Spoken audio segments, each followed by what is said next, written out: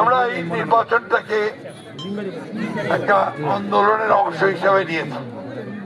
যে নির্বাচনে যদি আমরা সঠিক সরকার গঠন করতে পারি, সঠিক ব্যক্তিটাকে নির্বাচিত করতে পারি, তাহলে আমরা একটা ভালো বাংলাদেশের চিন্তা করতে পারি, তাই না?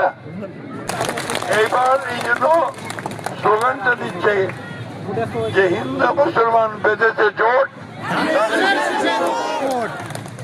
এটা একটা বিরাট পাওয়া, তাই না? এইটাতে আমাদের মধ্যে যে সমস্ত সাম্প্রদায়িকতা সেগুলো দূর হয়ে যাবে।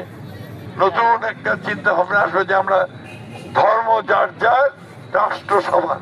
অনেকে আছে ভোট দিতে পারে না, বয়স হয়েছিল কিন্তু ভোট দিতে পারে না, ভোটার হয়েছিল ভোট দিতে পারেনি, ওই রাজ্যের সঙ্গে গেছে, ভোটটা আগ্রহ হয়ে গেছে, তাই না? এইবার সুযোগ আসছে, আমরা ঠিক মতো ভোটটা দিতে পারবো। আপনারা আমাকে আঙুল দেখায় বলতে পারবেন না যে আপনি খারাপ কাজটা করছেন।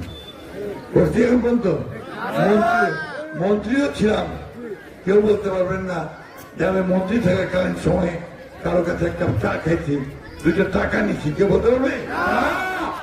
খালেদা জিয়া তারা সবাই মনে করছে মানুষটা ভালো ছিল, দেশের উপকার করছে, কল্যাণ করছে, আর নিজের নীতিটাকে ঠিক রাখছে, যে ঠিক করলে আপোষ করে নাই মানুষের ভোটের অধিকারের জন্য, মানুষের অধিকারের জন্য, তাই না?